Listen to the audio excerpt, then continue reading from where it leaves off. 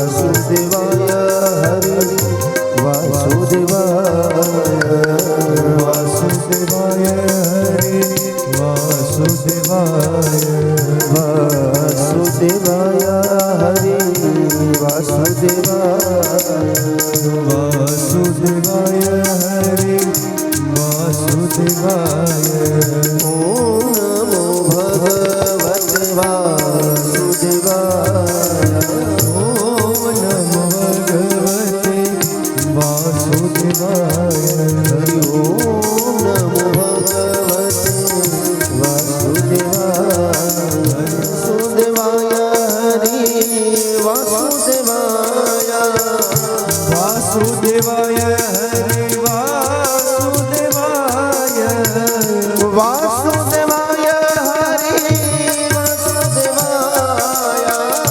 વાસુદેવાય હરિ વાસુદેવાય વાસુદેવાય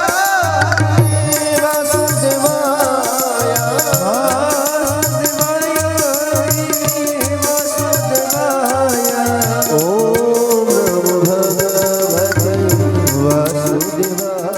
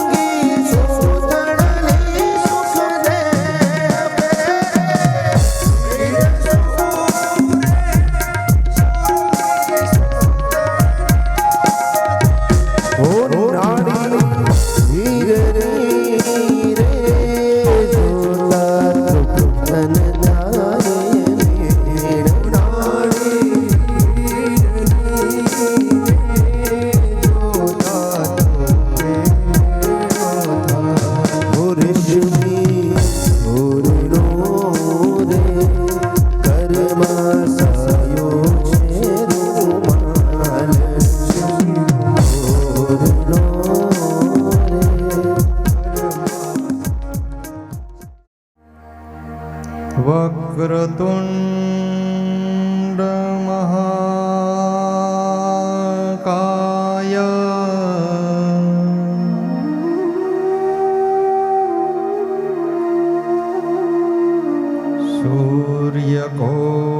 સૂર્યકોટી સમપ્રભ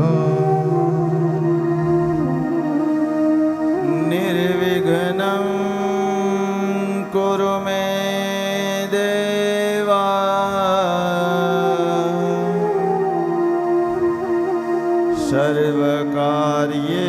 સર્વકાર્યેષુ સર્વદા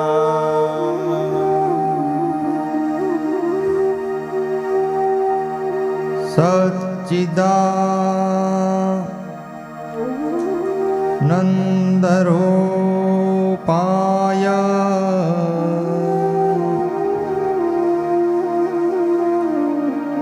विश्वोत्पत्त्यादिहेतवे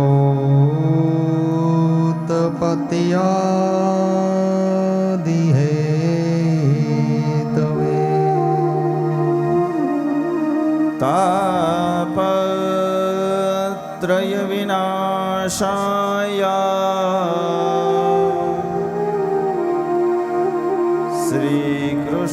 श्रीकृष्णाय वयं नुमः।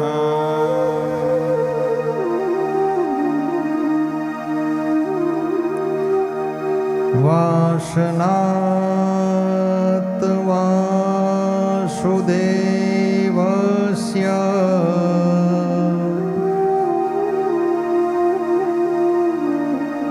वासितं भुवनत्रयम्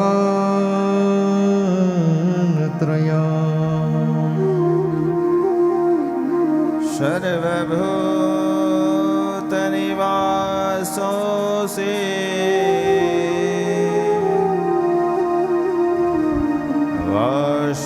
वासुदेव नमोऽस्तु ते।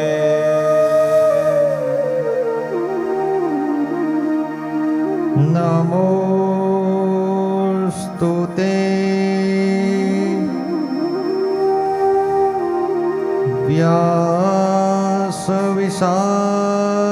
व्यासविशालबुद्धे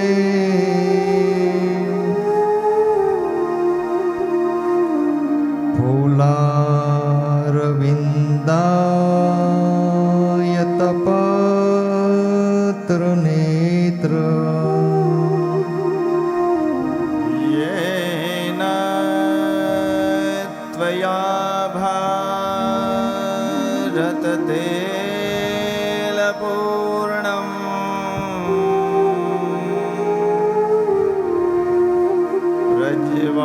प्रज्वालितो ज्ञानमया प्रदीपः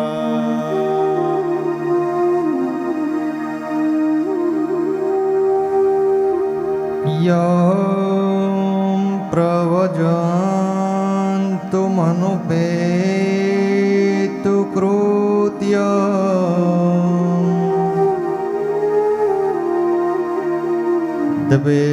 द्वैपायनो विरहकातर आजुहाव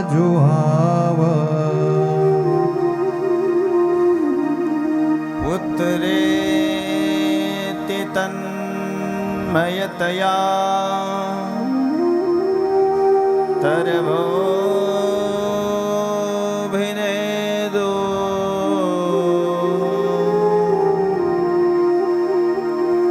त्वं सर्वदुःखहृदयं मुनिमानतोऽस्मि।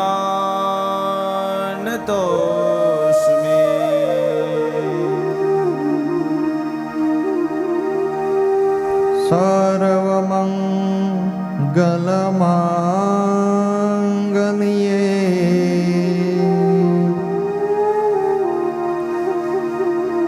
शिवे सर्वार्थसाधिके शरण्ये त्र्यम्बके गौरी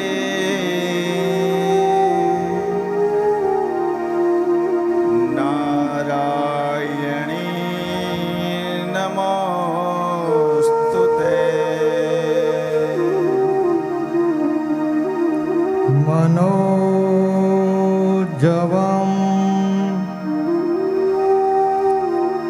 मारुततुल्यवेगम्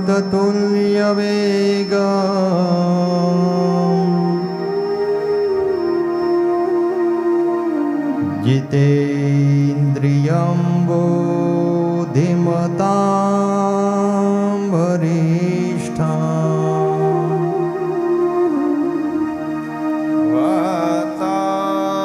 वातात्मजं वा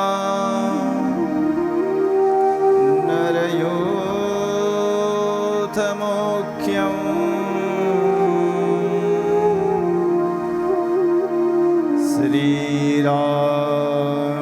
श्रीरामदूतं शरणं प्रपद्ये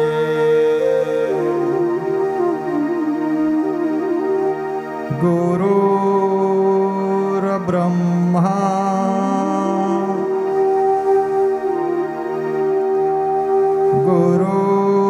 गुरुर्विष्णु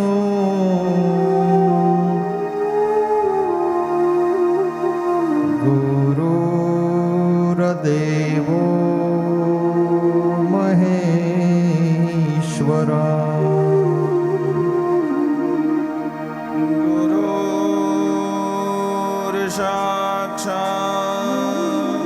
साक्षात् परब्रह्मा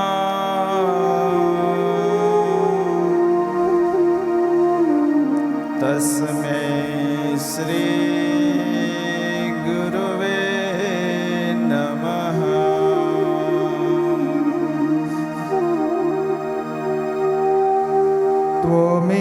त्वमेव माता च पिता त्वमेव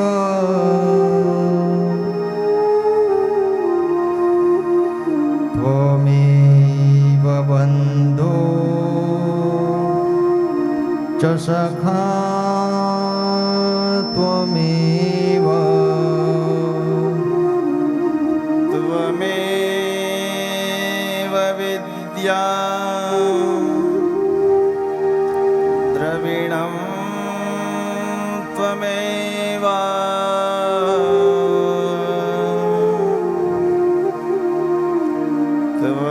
त्वमेव सर्वं मम देव देव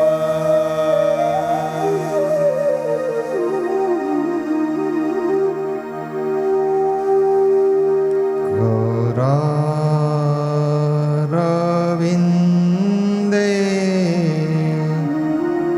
न पदारविन्दम्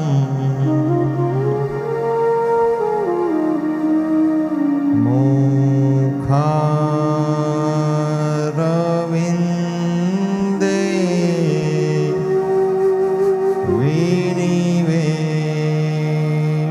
विनिवेशयन्तम् वटस्य पत्रस्य पुटे शयानः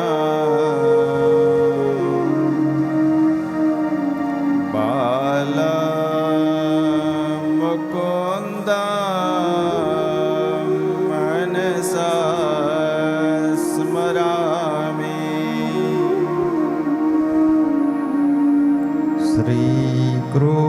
श्रीकृष्ण गोविन्द हरे मुरारे हे नाथ नारायण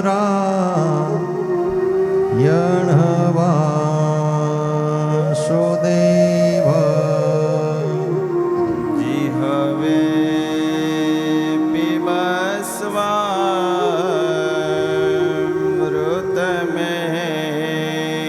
पिबस्वामृतमेतदेव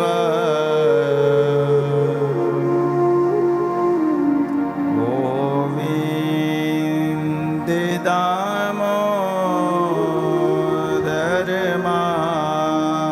माधवेति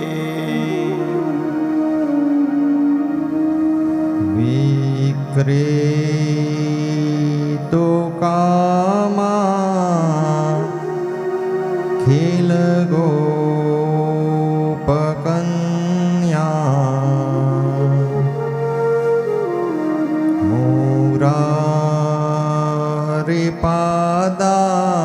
मुरारिपादार्पिता चित्तवृत्ति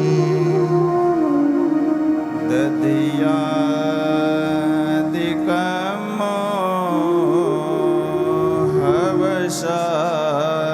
हवसादवोच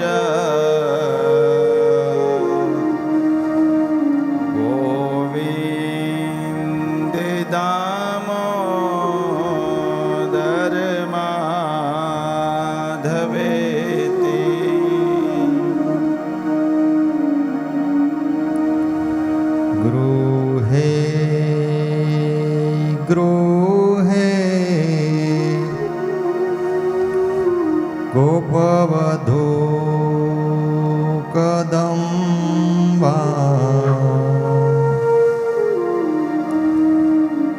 સર્વે મિલિત્વા સમવાપ્ય યોગમ પુણ્યાનિ નામાનિ પઠન્તિ નિત્યં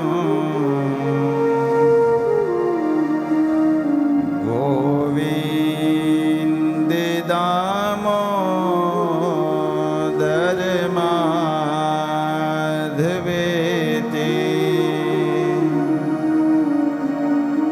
સુખમ શયાના નિલયે નિજેપી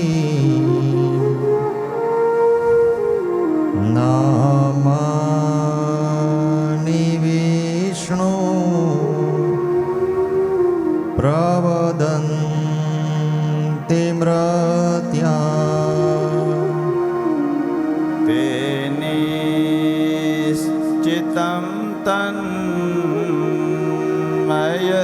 તન્મયતાં વ્રજન્તે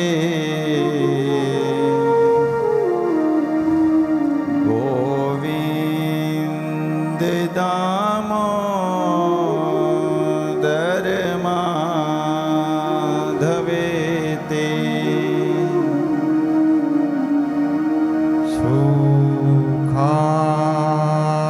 સુખાવસાને ઇદમેવ સારમ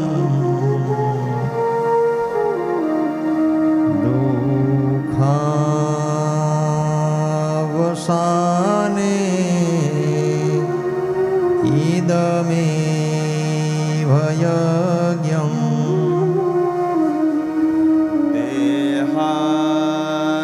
દેહાવસાને ઇદમેવ જાપ્યં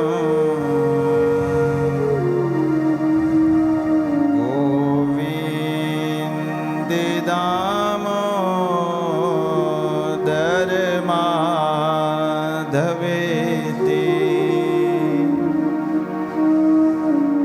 જીહવે સદેવં ભજ સુંદરાણી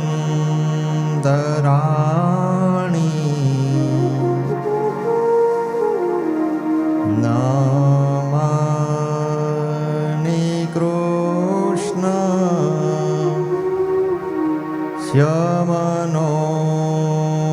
શ્યમનોહરાણી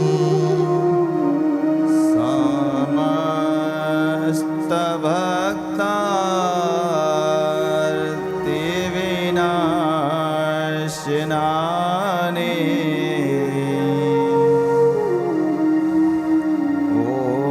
ગોવિંદ દામોદર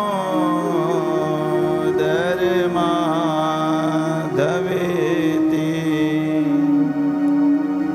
શ્રી કૃષ્ણ રાધા વર ગોકુલેશ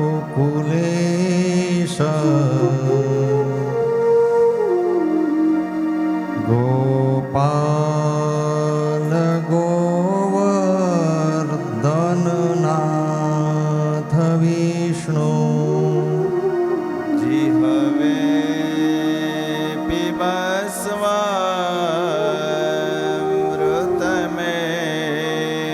પિબસ્વામૃતમેતદેવ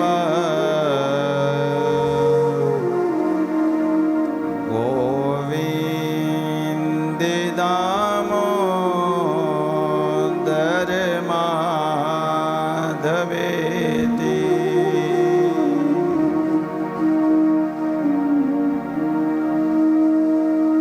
આઈએ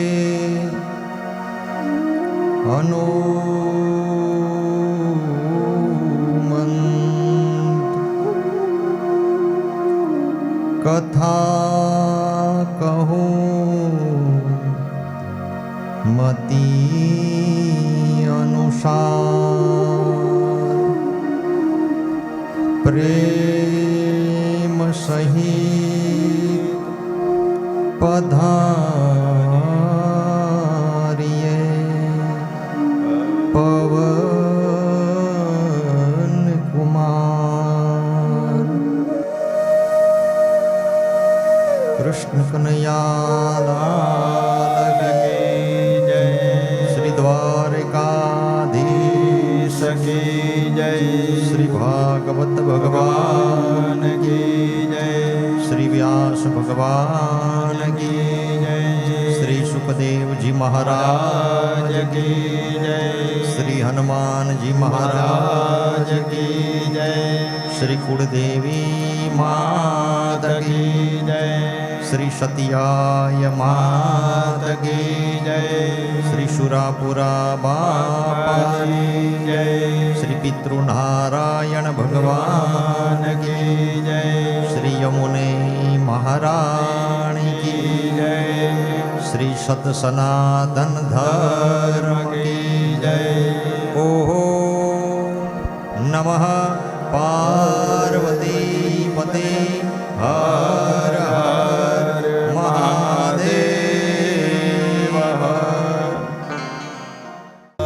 ઓમ નમો ભગવતે વાસુદેવાય. ઓમ નમો ભગવતે વાસુદેવાય. વાસુદેવાય હરે વાસુદેવાય. વાસુદેવાય હરે વાસુદેવાય. વાસુદેવાય હરે વાસુદેવાય. વાસુદેવાય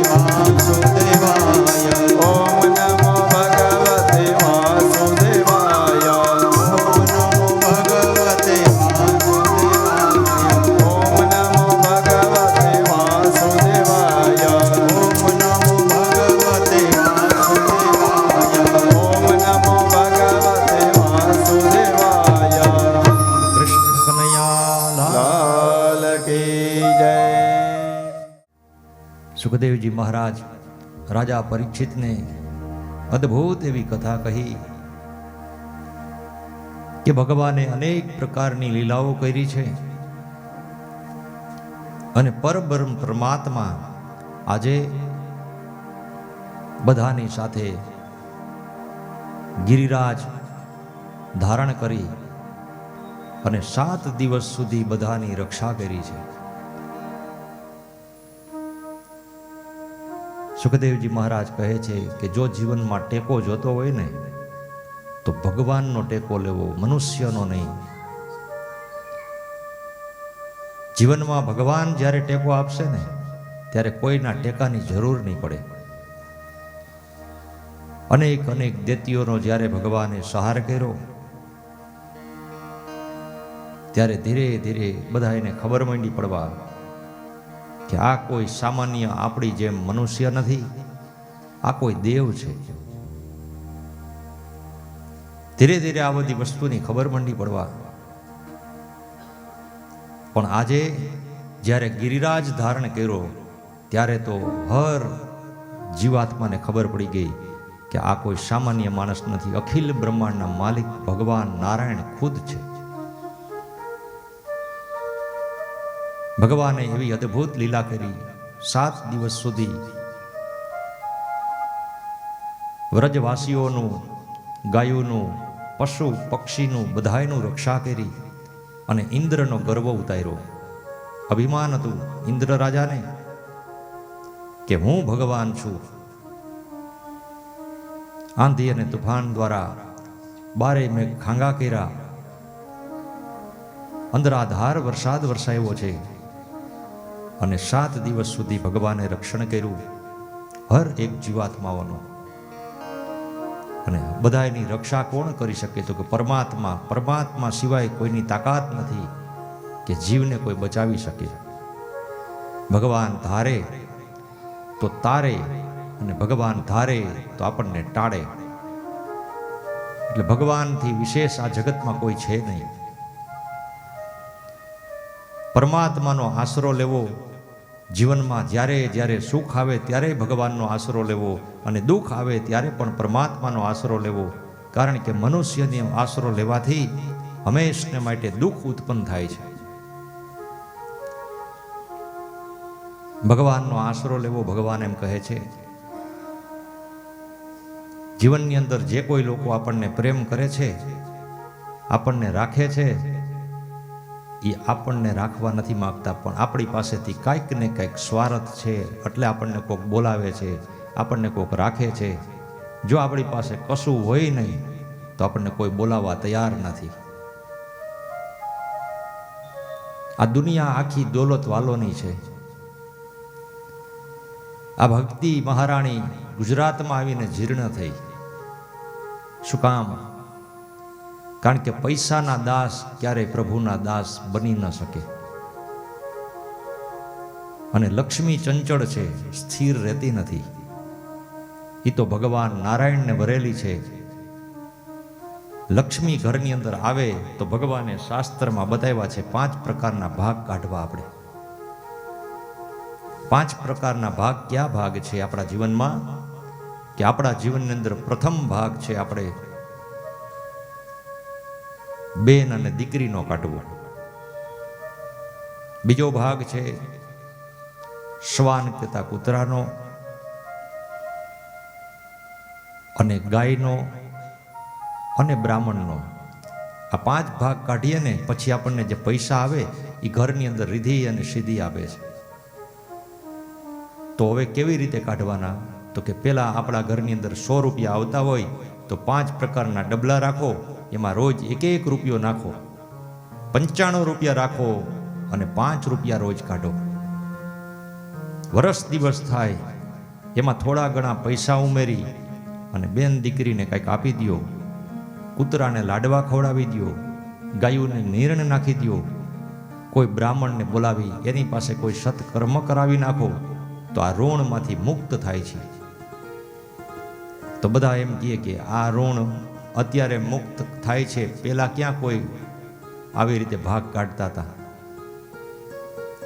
તો આપણા બાપ દાદાઓને પૂછો કે આજથી 40 વર્ષ પહેલા, 50 વર્ષ પહેલા જ્યારે ખેતરની અંદર કાંઈ પણ જાતનું ઉત્પાદન થતું ને, ત્યારે ઘઉં વાવ્યા હોય તો એ ઘઉંનો ભાગ કાઢે, પેલો કોથરો ભરે બેનનો, બીજો ભરે દીકરીનો. દૂર સાસરે હોય, વ્યવસ્થા ન હોય દેવા જવાની, તો ગાડામાં અથવા સાયકલમાં ઘઉંનો કોથરો ભરીને બેનની ત્યાં, દીકરીની ત્યાં થલવા જતા. આ એનો ભાગ કાઢતા. પછી ગામમાં કૂતરા હોય એના માટે લાડવા બનાવતા. એ ઘઉંના લોટથી લાડવા બનાવી અને ગાયોને અને કૂતરાને ખવડાવતા. અને પછી આંગણાની અંદર ભિક્ષાવ્રતી કરવા માટે ગામના સાધુ અને ગામના બ્રાહ્મણ આવતા હતા. અને આવતા હતા એટલે એને તગારું ભરીને ઘઉં દેતા, તગારું ભરીને સાધુને દેતા, બ્રાહ્મણને દેતા. તો એનું નિર્વાહ હાલતું. એટલે આ 5 પ્રકારના ભાગ આ લોકો કાઢી નાખતા હતા.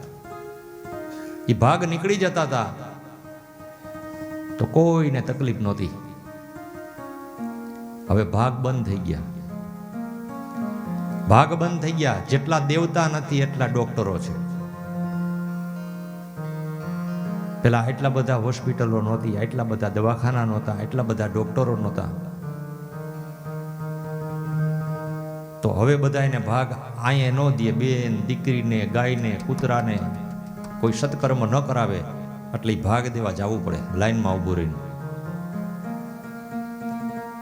તો પરમાત્મા એમ કે છે એના કરતા આપણે આપણો ભાગ કાઢતા જાય, આપણા હિસ્સામાં જે કાંઈ આવે છે એ હિસ્સો એને દેતા જાય, તો જીવનમાં ક્યારેય તકલીફ પડતી નથી.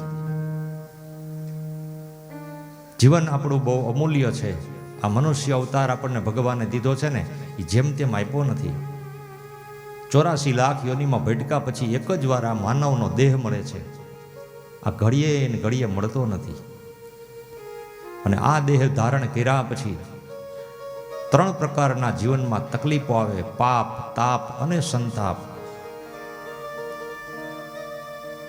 આ દેહ દ્વારા શરીરની પીડાઈ ભોગવવી પડે. ઘણી વખત આપણે એમ કહી કે કોઈ ભક્તિ કરતો હતો ને એને તકલીફ પડી તો એને કંઈક પાપ કર્યા છે. નહીં. ભક્તિ કરનારાના જીવનમાં જો તકલીફ આવે ત્યારે સમજી લેવાનું કે ઈશ્વરે એની ઉપર અનુગ્રહ કર્યો છે અને એને મુક્તિનો છેલ્લો આ જન્મ છે એનો. એવી પીડા આપે. સ્વામી વિવેકાનંદ હતા, એને કેન્સર હતું, એનું મૃત્યુ થયું. ભગવાનની સાથે જે સાક્ષાત વાત કરે ને એને પરમ પૂજ્ય આ કથાને મેદાનની અંદર લઈ આવનાર, અને ભાગવત કથા, રામ કથા શું છે એ કોઈને ખ્યાલ નહોતો. એ જગતની અંદર, ઘર ઘરની અંદર ને હરેકના હૃદયની અંદર પધરાવનારા પરમ પૂજ્ય એવા ડોંગરેજી મહારાજ, કે જીવનની અંદર કથા કરી એના જેવા કોઈ કથાકાર થયા નથી, ક્યારેય થશે પણ નહીં. સાક્ષાત જાણે સુખદેવજી મહારાજનો અવતાર ધારણ કર્યો હોય એવા ડોંગરેજી મહારાજ હતા. એને અંત સમયે શું થયું હતું કે કેન્સર થયું. તો ભગવાન ધાર્મિક માણસને આ છેલ્લો જન્મ દેવાનો હોય ને ત્યારે પરમાત્મા એને એવી પીડા આપી દે કે હવે ફરી વાર આ જન્મમાં તો કાંઈ દોષ નથી, આ જન્મમાં કોઈ એના પાપ નથી, પણ એ જે પૂર્વ જન્મની અંદર કરેલા દોષને હવે બીજો વાર જન્મ દેવો પડે એના કરતા આ જન્મમાં એને પીડા દઈ ટૂંક સમયની અને એને મુક્તિ આપી દઈ. તો પીડા આવે જીવનની અંદર તો એમ નહીં સમજવાનું કે આ માણસ ભક્તિ કરતો હતો તો પાપી હતો. પાપી નહીં, પુણ્યશાળી હતો એટલે ભગવાને અનુગ્રહ કરી. આજે રાજા પરીક્ષિત ભગવાનના ભક્ત હતા, તો રાજા પરીક્ષિતનું મૃત્યુ કેવી રીતે થયું? તો કે સર્પદંશથી. તો સર્પદંશથી મૃત્યુ કેવી રીતે થાય? એનું અપમૃત્યુ કહેવાય. તો અપમૃત્યુ શું કામ થયું? કારણ કે ભગવાને એની ઉપર અનુગ્રહ કરવા માટે, જેની સમક્ષ સાક્ષાત પરબ્રહ્મ પરમાત્મા બિરાજમાન હોય સુખદેવજી મહારાજ, અને જ્યારે ઉદરમાં હોય માના, અને ત્યારે ભગવાન એની રક્ષા કરવા આવતા હોય, એનું ક્યારેય અપમૃત્યુ ન થાય. પણ અપમૃત્યુ થવાનું કારણ કે ભગવાને આ એનો છેલ્લો જન્મ હતો. ભગવાન અનેક પ્રકારથી આપણને સમજાવે છે, અનેક પ્રકારથી. જેમ ભગવાને ગોકુળની અંદર લીલા કરી અને બધાયના હૃદયની અંદર ભગવાને પ્રવેશ કર્યો, એમ કથાની ભગવાનની ખબર હતી બધાને કે આ ભગવાન ઠાકોરજી છે, પણ અમુક અમુક લોકો એવા હોય એને મગજમાં ન બેસે. એમ ભાગવતની બધાને ખબર જ હોય કે કથા છે, પણ કથામાં પહોંચી કોણ શકે? જે લાયક જીવ હોય અને ભગવાન જેને અપનાવે એને જ કથાની અંદર એની પ્રતીતિ થાય છે. અને ભગવાન એમ કહે છે કે તમે એક ક્ષણ મારી સમક્ષ આવશો, હું 24 કલાક તમારી ભેગો રહીશ. આંખમાં ભગવાન, કાનમાં ભગવાન, મુખમાં ભગવાન, રોમ રોમમાં ભગવાન. અને ભગવાન સિવાય કોઈને વસવાટ નથી કરાવવાનો. આ દિલ છે આપણું, હૃદય.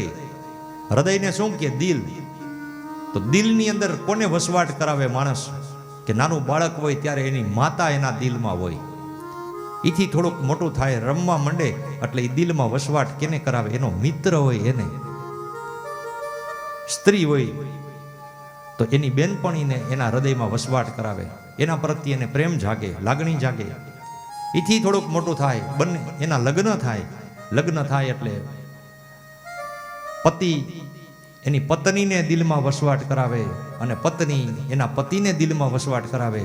આ હૃદય નાનું છે, દિલ, પણ દિલમાં જગ્યા એકની સ્થિર નથી રહેતી, અસ્થિર છે, વારે ઘડીએ બદલા કરે. પછી એને ત્યાં સંતાન થાય એટલે પત્નીનું સ્થાન વયું જાય, પતિનું સ્થાન વયું જાય. એના સ્થાનની અંદર એ દિલમાં કોણ આવી જાય? તો કે એનું સંતાન આવી જાય. એ સંતાન જ્યારે મોટું થાય ને પોતાની વયોવૃદ્ધ ઉંમર થઈ જાય ત્યારે જ્યારે સંતાનો એને પૂછતા ન હોય, એની પાસે આવતા ન હોય, ત્યારે એના હૃદયની અંદરથી બધાયના સ્થાન વયા જાય છે. એને કોક ખાલી આશ્વાસન આપે ને કે હું છું, એના પ્રત્યે એને લગાવ અને લાગણી ને પ્રેમ જાગે છે. પણ પહેલેથી જ જો આ હૃદયની અંદર અને આ દિલની અંદર કા કોઈ સદગુરુનો વાસ કરાવવો, કા ઈશ્વર આપણા જે કોઈ પરમાત્મા આપણે જેને માનતા હોય એ દેવને દિલમાં વાસ કરાવો, એ ક્યારેય દગો આપશે નહીં. બાકી તો જેને જેને વસવાટ કરાવશો એ બધાય દગાબાજ છે આ જગતમાં. સંસારમાં રહી સંસારના વ્યવહારોને હાચવવાના છે, પણ હાચવતા ભગવાનને ભૂલવાના નથી, એવું શાસ્ત્ર કહે છે આપણને. હરેક જીવમાં ભગવાનનો વાસ છે, એટલે ભગવાન તુલ્ય ગણીને એની સેવા કરવી. પતિની સેવા પત્નીએ કરવી અને પત્નીની સેવા પતિએ કરવી. શાસ્ત્રમાં તો એવું બતાવ્યું છે કે પત્નીને પગે લાગવું. કેને કેને પગે લાગવાનું? તો કે માતાને પગે લાગવાનું, પછી બેનને પગે લાગવાનું, દીકરીને પગે લાગવાનું, આપણા સદગુરુને પગે લાગવાનું અને આપણી પત્નીને પગે લાગવાનું. આવું ભગવાને કીધું છે. તો બધાય કે બધાને પગે લાગવું એ તો સારું, બાયડીઓને થોડું પગે લગાય એમ કહે. પણ આમાં લખ્યું છે ભગવાને જ્યારે તમામ ગોપીઓને ભેગી કરી અને બધી ગોપીઓ ત્યાં સ્ત્રીઓએ આવીને એને ભગવાને જ્ઞાન આપ્યું. અને જ્ઞાન આપ્યું ને ત્યારે વ્રજવાસીઓ બધાએ પૂછે છે એ કે પ્રભુ અમને કંઈક એવું જ્ઞાન આપો કે અમારો ઉદ્ધાર થાય. ત્યારે પરમાત્માએ એને જ્ઞાન આપ્યું કે તમે તમારી પત્નીનો જો આદર કરશો ને તો તમારા જીવનમાં ક્યારેય તકલીફ નહીં આવે. પત્નીનો આદર કરવાનો. પણ પત્ની કેવી? પત્ની એવી કે જે ઘરમાં આવી અને પતિને પરમાત્મા માનતી હોય એવી, ઘરના જેટલા સદસ્યો હોય એને દેવ માનતી હોય એવી પત્ની. પછી ઘર હોય પોતાનું નાનું હોય કે મોટું હોય, એ ઘરને પોતે મંદિર માની અને એ ઘરની સેવા કરતી હોય ને એને પત્ની, અને એ પત્નીને પગે લાગવાનું બતાવ્યું છે. આ તો ઘરમાં આવીને એમ કહે કે કાલ બાને બોલાવતો નહીં, તારી બેનની ત્યાં જાતો નહીં, ભાઈને અહીંયા આવવા દેતો નહીં, બાપુજીને વૃદ્ધાશ્રમમાં મૂકી આવજે, એને પગે નથી લાગવાનો. પત્ની બે પ્રકારની થાય, એક ઘરમાં આવે એટલે તારે અને એક ઘરમાં આવે એટલે ટાળે. તો ટાળનારી પત્નીને પગે નથી લાગવાનું, પણ તારનારી જે ઘરની અંદર આવી હોય, ઘરનો બધાયને ભાર ઉપાડતી હોય, આદર સત્કાર કરતી હોય, એને વંદન કરવાનું બતાવ્યું છે. તો બધાએ કે પગે લાગવાનું ક્યાં બતાવ્યું છે?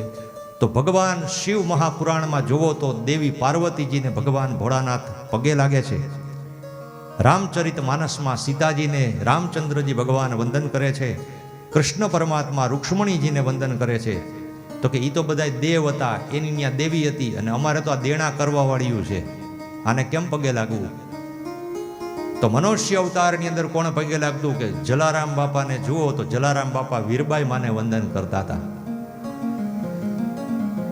તો એ તો સંત આત્મા હતા એટલે વંદન કરતા હતા. એની પત્ની પણ દેવી સ્વરૂપા હતી એટલે એને વંદન કરતી. તો બીજું મનુષ્યમાં કોણ પગે લાગતું હતું? તો મહાત્મા ગાંધીજીનું ચરિત્ર જુઓ તો મહાત્મા ગાંધી એક સામાજિક, એક દેશભક્ત સેવક હતા, છતાં એ પોતાની પત્ની કસ્તુરબાને પગે લાગતા હતા. તો પત્નીને આદર કરવો, પત્નીને પગે લાગવાનો, પત્નીને પગે લાગીને જાઓ. આવું ભગવાને સ્ત્રીઓને કીધું હતું, પુરુષોને, કે સ્ત્રીઓને પગે લાગજો. તો બધાએ ધીરે ધીરે ધીરે ધીરે અપડેટ થતું ગયું ને, એમ બૈરાઓને પગે લાગવાનું બંધ કરી દીધું.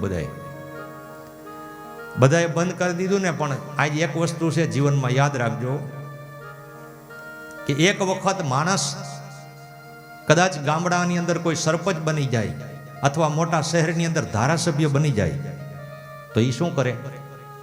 અજાણ્યા એરિયાની અંદર જાય જ્યાં લોકો બેઠા હોય, અને લોકો બેઠા હોય એટલે એને પૂછે કે આ ભાઈ આવ્યા એ કોણ? હવે એ ધારાસભ્ય કે સરપંચ એક જ વાર બન્યા હોય, પછી બન્યા ન હોય ક્યારેય, પણ એ એની ઓળખાણ એના નામથી નહીં આપે. એ કેવી આપશે? કે હું આ ગામનો માજી ધારાસભ્ય, કે આ ગામનો માજી સરપંચ, પછી એનું નામ બોલશે. અંદરથી એને છે સભાપદ નથી, એની પાસે સત્તાપદ નથી, છતાં પણ એ સત્તાપદનું મદ એના મગજની અંદર એમનેમ છે. એમ આ સ્ત્રીઓને ભગવાને કીધું હતું ને એટલે એના મગજમાં એમનેમ છે. તો સ્ત્રીઓએ નક્કી કરી લીધું કે આ લોકોએ ભગવાને કીધું છે પગે લાગવાનું, ને આ લોકો કેમ પગે નથી લાગતા? એટલે અત્યારની બાઈઓ એના ઘરવાળાને ધરાર પગે લગાડે છે. આજે ક્યાંક જવું હોય કે કોક આવવાનું હોય ને તે કેવું પડે ઘરવાળી, આજ મારી આબરૂ હાચવજે, આજ તું બોલતી નહીં, કારણ કે તારી બોલીમાં તારી વાણીમાં તો અંગારા જરે છે, આજ તું શાંતિથી રાખજે. એટલે આજ ઈ ધરારીથી હાથ જોડાવે, અને જો હાથ તમે ન જોડો ને તો એ ઘરે વહી જાય, ને ઘરે વહી જાય ત્યાંથી નોટિસ મોકલે ને કોર્ટમાં પગે લગાડે. આવી છે નારી. નારી ધારે તો તારે, ધારે તો ટાળે. પણ તારનારી નારી આવી હોય ઘરની અંદર, તો ઈ નારી આવી હોય ને તો ઈ નારી કેવું કરી શકે? તો કે ઘરને ઉજ્જવળ કરી શકે. અને ઘરની અંદર કોઈ વીર પુરુષ, કોઈ સંત પુરુષ, અત્યારે હું એમ કહું છું કે પિક્ચરના હીરોની જરૂર નથી, અત્યારે તો કહેવાની જરૂર છે કે ઘરની અંદર સંસ્કારી દીકરાની જરૂર છે, કે સંસ્કારી દીકરીની જરૂર છે. ઘરની અંદર કોઈ સંત મહાત્મા ન જન્મે તો કાંઈ નહીં. હું એમ કહું કે ચંદ્રશેખર આઝાદ, સુભાષચંદ્ર બોઝ, મહારાણા પ્રતાપ, છત્રપતિ શિવાજી આવાની જરૂર છે. પણ એ કોણ કરી શકે? એક સ્ત્રી કરી શકે. કે ભગવાનને જન્મ આપી શકે, ભક્તને જન્મ આપી શકે. પણ ક્યારે? કે માના ઉદરમાં જ્યારે બાળક હોય ને ત્યારે ઈ સ્ત્રીએ ટીવી ન જોવાય, સિરિયલ ન જોવાય, મૂવી ન જોવાય, નકર ઘરે કલાકાર જ જન્મે. હા, ઘણી જગ્યાએ અમે જાતા હોય ને તે એ લોકો એમ કહે કે મહારાજ અમારો દીકરો જોઈ કે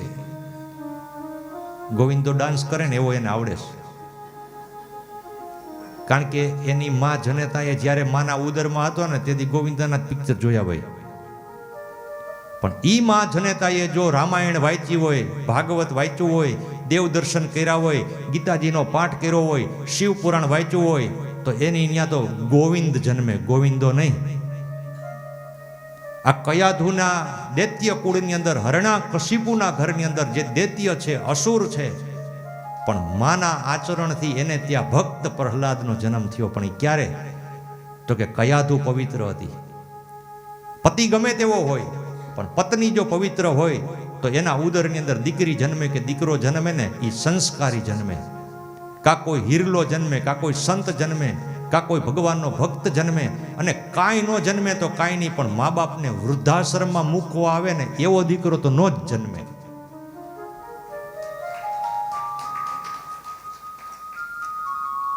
આવી છે આ આર્ય નારી.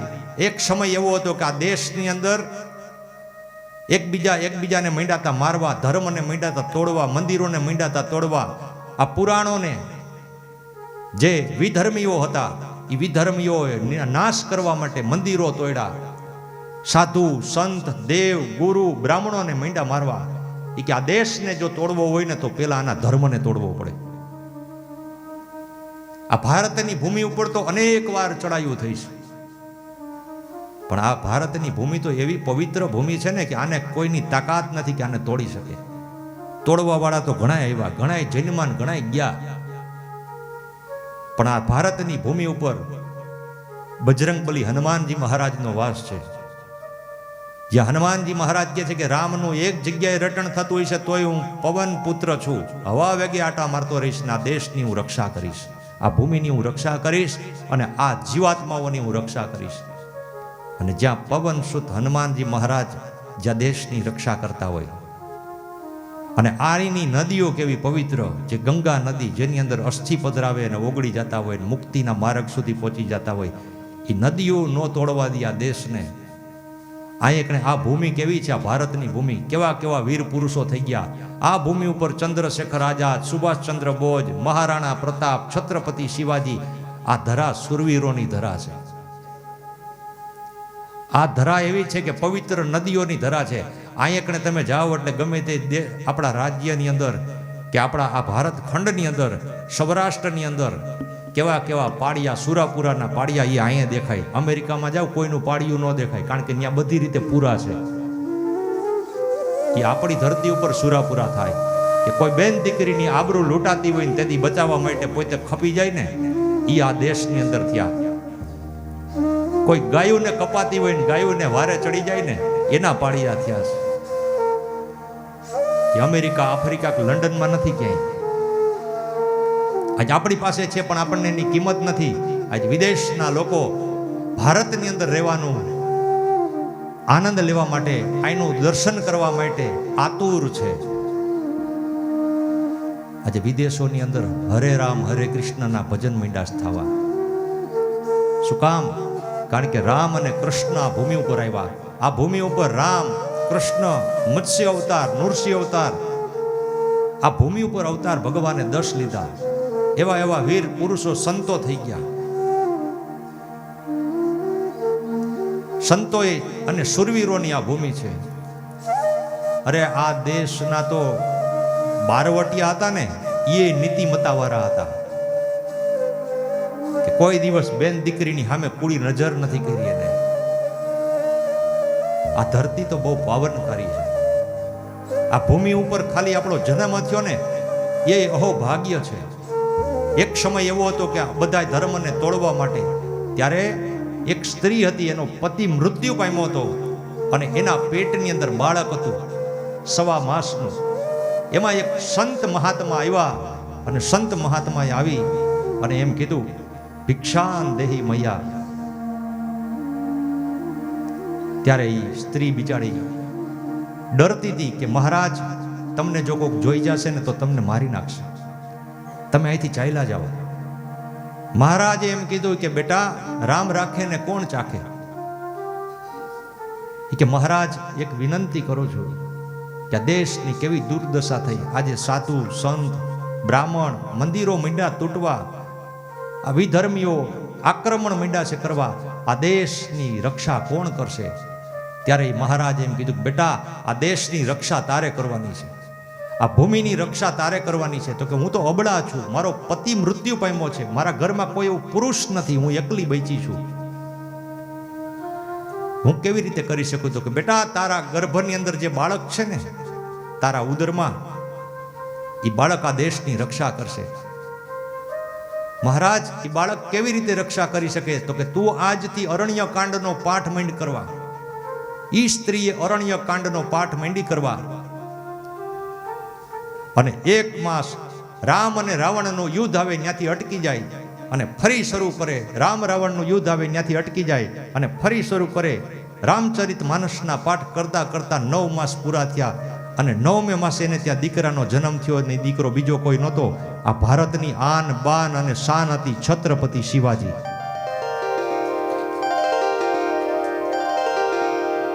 પણ છત્રપતિ શિવાજીને જન્મ દેવા માટે કોઈ માને જીજાબાઈ થવું પડે. ભગવાન રામ અત્યારે આવવા તૈયાર છે, ભગવાન કૃષ્ણ અત્યારે આવવા તૈયાર છે, પણ કોક માને કૌશલ્યા થવું પડે, કોઈ માને માં દેવકી થવું પડે. છત્રપતિ શિવાજીને અત્યારે આવવું છે, પણ કોક માને જીજાબાઈ થવું પડે. હવે અત્યારે પાણીપુરીની રેકડીએ ઊભી હોય, ઘરેથી કે શાકભાજી લેવા જાઉં છું, પાવભાજી ખાઈને આવી, ત્યાં છત્રપતિ શિવાજી ના આવે. પણ ધાર્મિક હોય, સત્સંગી હોય અને રોજ રામાયણનો પાઠ કરતા હોય ઘરની અંદર, એને ત્યાં સંસ્કારી દીકરાના જન્મ થાય છે. અને ઈ જીજાબાઈને ત્યાં દીકરાનો જન્મ થયો ને તેથી જીજાબાઈએ ઈ બાળકને એટલું કષ્ટી આપીને ઈ બાળકને એમ કીધું હતું કે બેટા ઊંઘવું હોય ને એટલું ઊંઘી લેજે, પછી તારે જાગૃત રહેવાનું છે આ દેશની રક્ષા કરવા માટે. આપણે તો આનંદ કરી છીએ, ખાલી અહીં બેઠા બેઠા એસી ને એર કન્ડિશનમાં રહી છીએ, ઠંડી હોય તો કુલર મૂકી દેશી ગરમ. દેશના સીમાડા ઉપર જે સૈનિકો બેઠા છે, એના પરિવારના સદસ્યો કે પતિ અમારા ગયા છે આ દેશની રક્ષા કરવા માટે, આવશે પાછા કે નહીં આવે એની એને ખબર નથી. ટાઈટ તાપ તડકો સામો કોઈ માણસ મળે ને, કોઈ સૈનિક હોય, કોઈ મિલિટરીમાં હોય, હું એમ કહું કે એને આપણે પગે લાગી લઈને તો કોઈ સંત આત્માને કે ભગવાનને પગે લાગ્યા બરોબર છે. કારણ કે આ દેશનો એક સંત કહેવાય છે કે પોતાના પરિવારને પોતે મૂકી અને પોતે મોતના મોઢામાં જાય છે. અને આપણે તો અહીંયા આનંદ કરી છીએ. કોઈ આપણે કંઈ કરી નથી શકતા, આપણી રક્ષા કરવા વાળા આ લોકો છે. આજ સાધુ સંતો તમે જાઓ, તમે અનેક તપસ્યાઓ કરે છે. ક્યારેક કુંભના મેળાની અંદર જાઓ, કોઈ એક પગે ઊભું છે, એને શું ઘર, એને ક્યાં ઘરે કરિયાણા નાખવાના છે? એને બાયડી નથી, છોકરા નથી, વ્યવહાર નથી સાચવવાનો, ક્યાંય લગ્ન પ્રસંગ નથી કરવાના, છતાંય તપ કરે છે, ભગવાનના નામનો જપ કરે છે. કે આ ભૂમિની અંદર જે કોઈ જીવાત્માઓ રહે ને એ જીવાત્માઓને કે હે અખિલ બ્રહ્માંડના માલિક રક્ષા કરજે. અને આ બધાય પૂજા પાઠ જપ તપ યજ્ઞાદિ કરે છે ને, એટલે આજે આપણે બધાય સુરક્ષિત છીએ. આપણે શું કરી શકવાના? આજ અવિરત અનક્ષેત્ર હાલતા હોય. આપણા ઘરની અંદર બે માણસ આવ્યા હોય તો આપણા મોઢા ચડી ગયા હોય. એને શું જરૂર છે?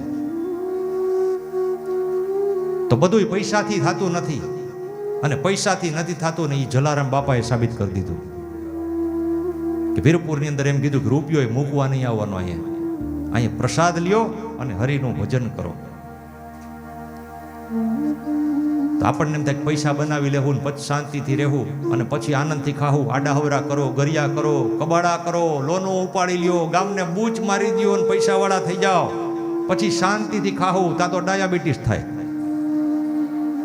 પછી ગામ ખાતું હોય ને આપણે જોવાનું હોય કે આને સૂકા દેજો, બધા કે લાડવા બનાવ્યા હોય બીજા ખાતા હોય, આને ભૂકો કરીને દે કોરો.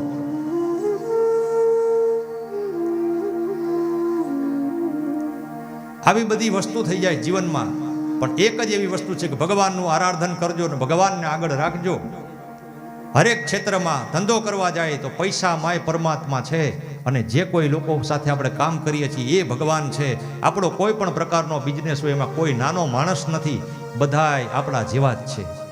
કારણ કે મોટો તવંગર હોય કે મોટા કોઈ સંત હોય કે કોઈ કથાકાર હોય કે કોઈ પણ વ્યક્તિત્વ હોય, એ માણસ જ્યારે મૃત્યુ પામે ગરીબમાં ગરીબ કે તવંગરમાં તવંગર, એને ઘરમાં કે કાચની પેટીમાં રાખવામાં નથી આવતા.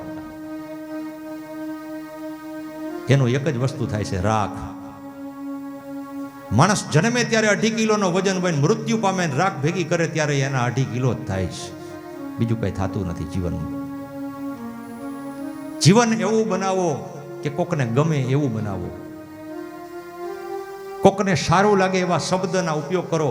આની અંદર આખા દેહની અંદર હાથ છે, પગ છે, નાક છે, કાન છે, એમાંથી મેન પાત્ર છે આપણા મોઢાનો.